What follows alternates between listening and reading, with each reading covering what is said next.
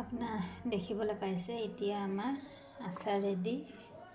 আপোনাৰ এটা বৈয়ামত নহ'লগৈ, এইটো বৈয়ামত ভৰালোঁ এইখিনি, আৰু এটা ঘি বটলত ভৰালোঁ।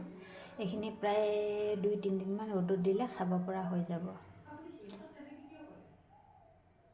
তেতিয়াহ'লে আজিলৈ আহিছোঁ, আৰু ভিডিঅ'টো চাই যদি আপোনালোকে ভাল পালে লাইক, শ্বেয়াৰ আৰু কমেণ্ট কৰিবলৈ নাপাহৰিব। আৰু যদি মোৰ চেনেলত প্ৰথম হয় তেন্তে ছাবস্ক্ৰাইব কৰি দিবলৈ নাপাহৰিব।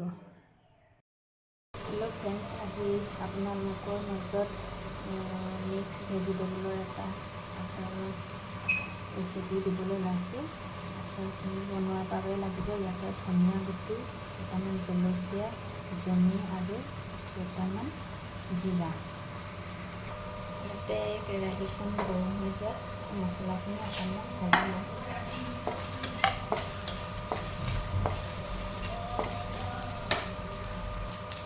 এতিয়া দেখি গৈছে মছলাখিনি ভজা হৈ গৈছে।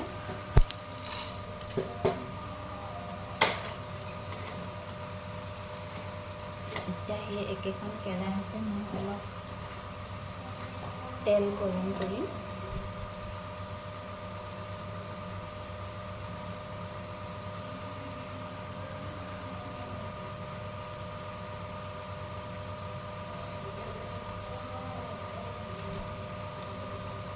আপোনালোকে দেখিবলৈ পাইছে ইমানখিনি তেল গৰম কৰি লৈছোঁ।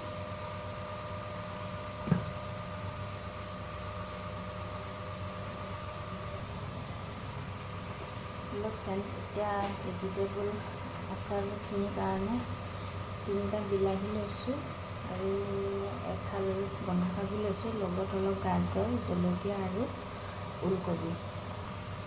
ইয়াতে এতিয়া দেখিবলৈ পাইছে তেলখিনি গৰম হৈছে। তেলখিনি গৰম হোৱাত মই এই গোটেই পাচলিখিনি ইয়াতে দি দিম।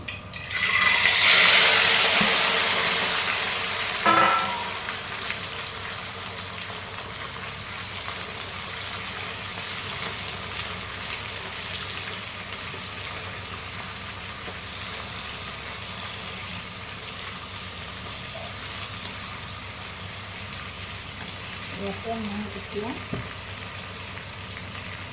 সোৱাদ অনুসৰি 1 চামুচ নিমখ দি দিছোঁ।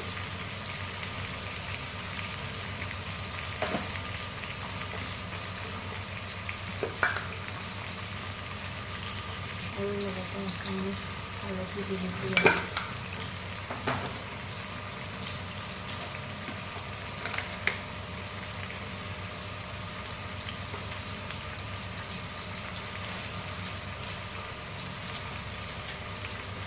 আৰু ইয়াতে অলপ ৰেড চিলি পাউডাৰ কাশ্মীৰী মিৰ্চ পাউডাৰ ব্যৱহাৰ কৰিছোঁ।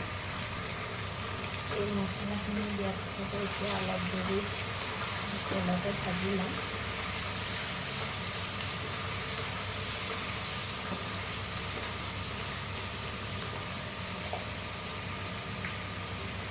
আৰু ইয়াতে এতিয়া মই ভাজি লোৱা মছলাখিনি এনেদৰে পিচি ল'লোঁ।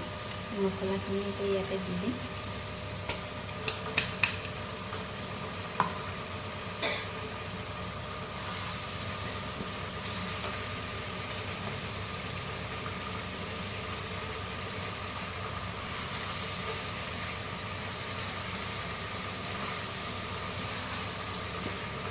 প্ৰায় এইখিনি এতিয়া 3 মিনিটমান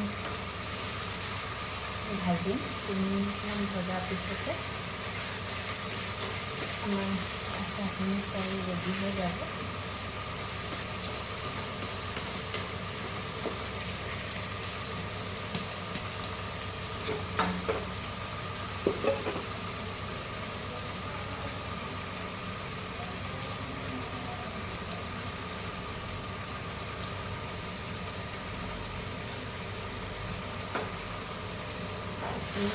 প্ৰায় 3 মিনিটমান ভজা হৈ গৈছে।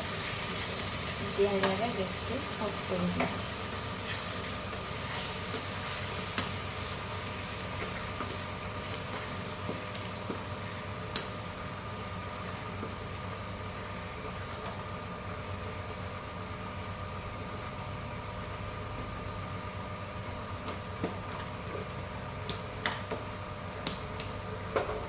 এইখিনি এতিয়া এতিয়া অলপ দেৰি ঠাণ্ডা হ'বলৈ দিম। ঠাণ্ডা হোৱাৰ পিছতে বৈয়ামত ভৰাই দিম।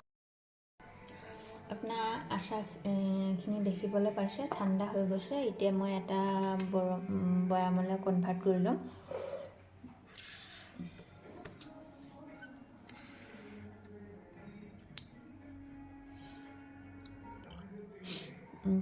দেখিবলৈ পাইছে বৈয়ামটোলৈ আচাৰখিনি ভৰাই লৈছোঁ। আপোনালোকে এনেকৈ যদি আচাৰ বনাই খাই পাইছে কমেণ্ট কৰিবচোন। যদিও খাই পোৱা নাই এবাৰ বনাই খাই চাব। আচাৰখিনি খাবলৈ বহুতেই সোৱাদ হয়। আপোনাৰ এইখিনি আচাৰ খালে আপোনাৰ বজাৰৰ পৰা কিনি কোনো আচাৰ খাবলৈ মনেই নাযাব। এবাৰ বনাই খাই চাব।